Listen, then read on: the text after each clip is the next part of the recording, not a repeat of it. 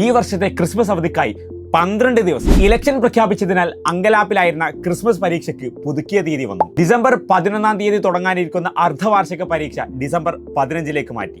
തദ്ദേശ തിരഞ്ഞെടുപ്പ് കാരണം മാറ്റിവെച്ചിരുന്ന ക്രിസ്മസ് എക്സാമിന്റെ പുതുക്കിയ തീയതി പ്രഖ്യാപിച്ചു. ഡിക്ലെയർഡ് ഷെഡ്യൂൾ പ്രകാരം ഡിസംബർ 11-ാം തീയതി മുതൽ 19-ാം തീയതി വരെയായിരുന്നു ക്രിസ്മസ് പരീക്ഷ പ്രഖ്യാപിച്ചിരുന്നത്. ഡിസംബർ 9, 11 തീയതികളിലായി ഇലക്ഷൻ പ്രഖ്യാപിക്കുകയും 13-ാം തീയതി വോട്ടെണ്ണൽ ദിനവുമായതിനാൽ പുതുക്കി നിശ്ചയിച്ച അക്കാദമിക് കലണ്ടർ പ്രകാരം ക്രിസ്മസ് എക്സാം നടക്കുന്നത് ഡിസംബർ 15-ാം തീയതി മുതൽ ഡിസംബർ 23 വരെയാണ്. 23-ന് പരീക്ഷകൾ അവസാനിക്കുന്നതോടുകൂടെ 24 മുതൽ ജാനുവരി 4 വരെയാണ് ക്രിസ്മസ് അവധി. ജനുവരി 5-ാം തീയതി മുതൽ ക്രിസ്മസ് അവധിക്ക് ശേഷം സ്കൂളുകൾ പുനരാരംഭിക്കും. ഹയർ സെക്കൻഡറി അഥവാ +1, +2 പരീക്ഷകൾ പൂർണ്ണമായും ഈ ഒരു ഷെഡ്യൂളിൽ കംപ്ലീറ്റ് ആവാത്തതിനാൽ ജാനുവരിയുടെ ആദ്യ വാരത്തിന് ശേഷമായിരിക്കും ബാക്കിയുള്ള എക്സാമുകൾ നടക്കുന്നത്. അപ്പോൾ എല്ലാവരും ഹാപ്പി ആയല്ലോ. ഓൾറെഡി ഷെഡ്യൂൾ ചെയ്ത ക്രിസ്മസ് കലണ്ടർ പ്രകാരമായിരുന്നു നമ്മുടെ എക്സാംസ് നടക്കുന്നതെങ്കിൽ വളരെയധികം ബുദ്ധിമുട്ടാൻ സാധ്യതയുണ്ടായിരുന്നു. ക്രിസ്മസ് എക്സാം മുന്നോട്ട് പ്രീപോൺ ചെയ്യുകയായിരുന്നെങ്കിൽ നമ്മുടെ എക്സാം ഷെഡ്യൂൾ തെറ്റും, നമ്മുടെ പഠനത്തിന് ഷെഡ്യൂൾ തെറ്റും, ടൈം ടേബിൾ തെറ്റും. ആ ഒരു സമയത്തിനകത്ത് തന്നെ നമ്മുടെ കംപ്ലീറ്റ് സിലബസ് കവർ ചെയ്യാൻ ഒരു പക്ഷേ നമുക്ക് സാധിക്കാതെ വരുമായിരുന്നു. ഓൾറെഡി ഡിക്ലെയർ ചെയ്ത ഡേറ്റിന് ശേഷമുള്ള ഒരു ഡേറ്റ് ആയിട്ടാണ്